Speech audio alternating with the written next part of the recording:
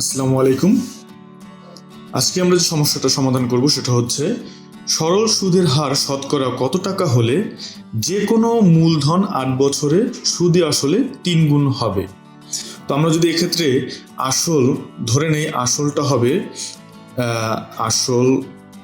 হচ্ছে কত 100 টাকা, এবং তাহলে সুদে আসলে যেহেতু 3 গুণ হবে তাহলে সুদ আসল হবে কত, সুদ আসল 3 গুণে হবে 300 টাকা।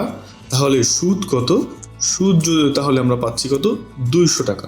তাহলে এই 200 টাকা কত বছরে হবে, 8 বছরে। তাহলে 8 বছরে যদি 200 টাকা হয়, এখানে কত হয় 4 5 কত 8 দিয়ে করলে 8 দুগুণে 16, 8 দুগুণে 16, 5 8 40, তার মানে কত 25। হ্যাঁ, তাহলে শতকরা কত টাকা, শতকরা 25 টাকা। এটা 25%, যেহেতু শতকরা হিসাব বলছে, শতকরা 25 টাকা। ধন্যবাদ।